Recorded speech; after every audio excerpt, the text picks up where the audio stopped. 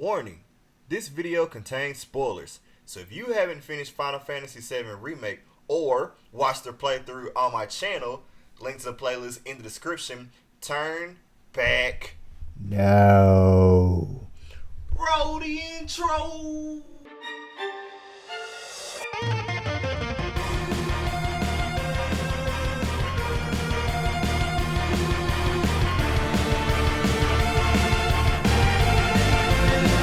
After hours of gameplay, feels, anime swords, waifus, and dying to this stupid Jedi jelly bean Yoda reject looking mother. What the fuck? I completed Final Fantasy VII Remake. Well, kind of.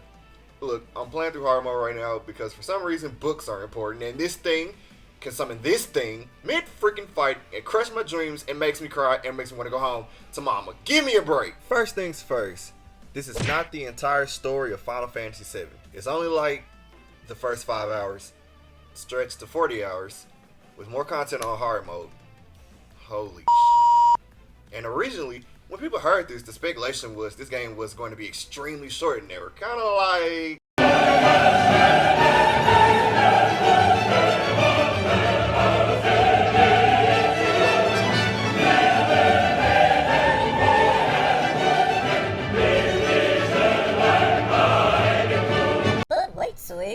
if it's not the entire game, then how is it a remake? well, here's the thing, my anime weeb friend. It's only the Midgar section of the game. A very detailed and extended version of the Midgar section with some extra stuff that wasn't in the original version of the game. I was not supposed to get attached to you three, and he should be freaking dead. I know a lot of people were upset about this, but remember, this game already came out decades ago. If the developers wanted to retell the entire story of Final Fantasy VII, they could have just remastered the game, something they've already done before. You play as Cloud Strife, a soldier, ex-soldier, my bad bro, turned mercenary who has more edge than that sword on his back as he fights to save the planet with Barret, aka expose our position and give the best dramatic monologues. Tifa, ooh, look at that kick! Best girl Aerith, slander will not be tolerated, and the three misfits because they were not supposed to live this freaking long. Why do I love Jesse? Did they shoot pigs? Which no! Yeah. The game follows the path of the original, but instead of the linear gameplay from the first part, you're introduced to the okay, maybe not that open, but check out that NPC dialogue, right? Right? Some chapters are straight gameplay as you fight with Avalanche to blow Mako reactors because you do realize what Mako is, don't you? Mako is the lifeblood of our world. The planet bleeds green like you and me bleed red. Everything Shinra has told you is a goddamn lie. Mako is the lifeblood of our planet. The hell you think's gonna happen when it's all gone, huh? Answer me! Yes, he yells at you like that for the entire game, but check out that gun! Other chapters allow you to explore Midgar, and gosh, what a sight it is to see. Along the way, you get separated from the gang and crash into best girl Aerith again, as you fall through the roof like a divine angel. No, literally, Cloud falls from this freaking height through the roof of a church into a flower bed and somehow is not dead. Plot! Anyway, this is when the game slowly begins to pick up as you fight Axel from Kingdom Hearts and Common for some reason. As you travel with Aerith to make your way back to Sector 7 and reunite with Barret and second girl Tifa. Which brings up one part of the game I was conflicted with, and that is pacing. Don't get me wrong, this game is great. I literally can say this game gave me one of the greatest game experiences I've had in a while, and that's saying a lot. From fighting Ghost Rider to the hundreds of machines and soldiers that Shinra threw at me, but some of these chapters were slow. And I mean pacing of a Dragon Ball Z fight slow. For example, Chapter 9, when you travel with Aerith on her shortcut to Sector 7, then travel to Walmart to save Tifa from Corneo, to arriving in freaking Walmart, to trying to get one of these three to give you a letter to seek Corneo, to meeting up with this chick who has a hand fetish so she can make Aerith this freaking dress, to fighting in the Coliseum, to fighting this rage-inducing things. You have to fight this thing on hard mode twice. if you want to get all of the manuscripts and do all of the side missions. To more crap, after more crap, after more crap, to Dance Dance Revolution, Cloud Waifu Simulator 7!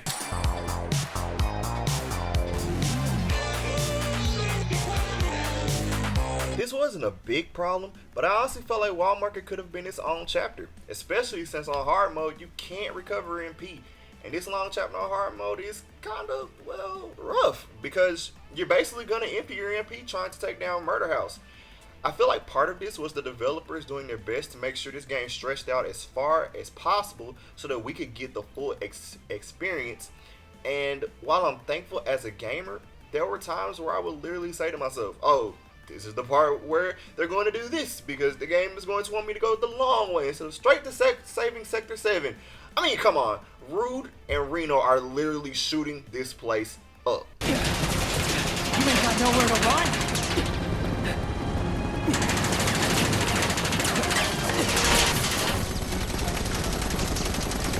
Also, see this tiger, or guy, or experiment, test thing, Red 13? Yeah, you can't play as him. I mean, it makes sense that you can't play as him considering how late in the game you get him in the party. But I did want to experience what it would be like to play as him, even if it was just a small part like they did when control shifted to another party member for a small part of the story. Other than that, the gameplay was pretty enjoyable. Fans of the original will enjoy the return of characters like Rufus Shinra and Professor Hojo, who looks creepy as and the introduction of some new characters like the hot rod riding Roche, who is honestly one of my favorite characters in the game, and I hope we see more of him in future installments. I was a little bummed that he didn't burst into Shinra or have a second boss fight. More Roche, please, because swords on motorcycles. Going fast makes me feel alive. My heart beats in hyperdrive. You turned the key. The engine roars with excitement. It hungers to be set free! Thank you. Instead of the turn-based combat from the original game, the combat is more free-flowing, allowing you to switch between party members and activate skills after you've built up your ATB gauges. And honestly, this set up for some pretty intense fights.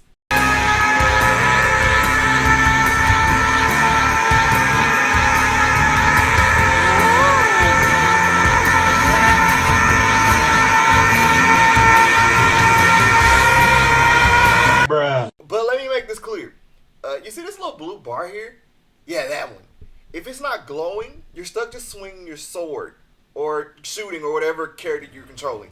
A good strategy is to make sure at least one person has a bar or two just in case you need a healing item tossed your way. Trust me on this. The developers also brought back the materia system, which expands on what your party members can do in combat.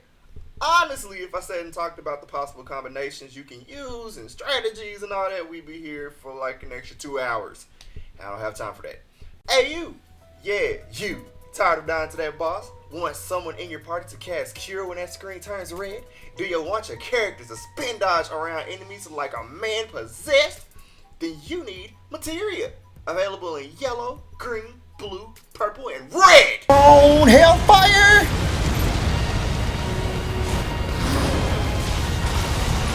I personally enjoyed this part of the game the most, literally spending hours trying out different links and making builds for every member of my party. Trust me, this makes your experience in normal and hard a lot easier. Also, since we're on the subject of materia, you see this guy? Yeah, him. The guy with the white hair. Make him your best friend. Yes, I know Chadley looks kind of weird, but put the assess material on one of your party members and use that every time you see a new enemy. Trust me, yes, even the bosses, the whole nine, Daddy's not going to be satisfied until this place is spotless. Completing Chadley's battle intels unlocks really good materia, and some of that materia is summon materia like this guy. So do it. I don't care if you don't want to waste an ATB gauge. Use the freaking thing and get that sweet, glowy orb goodness. Also, quick tip. If you're running low on HP items and need a quick heal for the party without burning 16 plus MP, link magnified to healing material.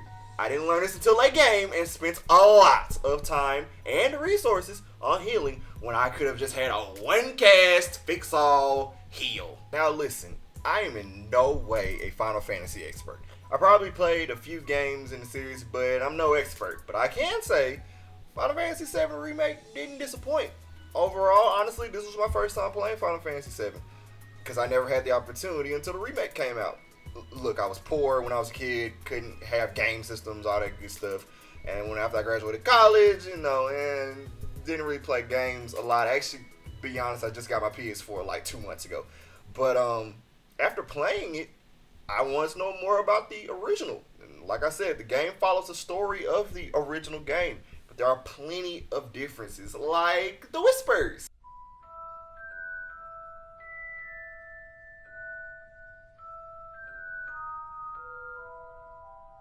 Who are the preservers of fate, meant to keep the story from deviating from the set path that the original has already set. If you played the original game, there are plenty of scenes where the story is going to deviate from that. And that's when they pop up. It felt like the remake and the original were in a constant conversation with each other as the story unfolded. Almost as if the original was constantly reminding the remake that destiny is set to happen. At the end, after you defeated the OG Whisperer, the Harbinger of Fate, the question of what now lingered in my mind as I watched the credits roll. Did we just cut the ties between the remake and the original? I feel that this was a sign that an alternate timeline had been created, which made sense when I saw that Biggs was alive, because he was supposed to be dead, and potentially Zack Fair, who didn't show up in the first part of the original. And speaking of characters that didn't show up in the original part of the Midgar section, Sephiroth's presence in the story was also something that was kind of new in the remake, since he didn't make an actual appearance until the end of the Midgar section. But in the remake, he's always lingering around and reminding Cloud and the player that he is there and he's watching. Honestly, this little touch made the build up to the final fight that much better. Knowing Sephiroth was lingering behind everything that was happening in the story had me yelling right with Cloud as he rushed him in Shinra HQ when we made it to Hojo's lab. And when that one wing angel dropped. I guess the final battle's between me and him.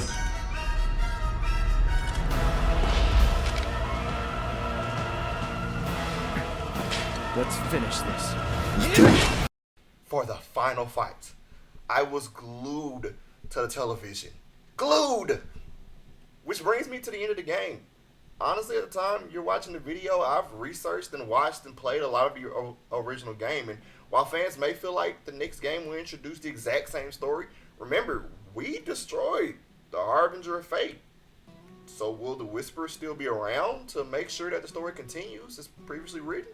Or was the scene at the end of Sephiroth and Cloud's fight a sign that the original story was over, and it was time for a new path to the story of Final Fantasy VII to be born?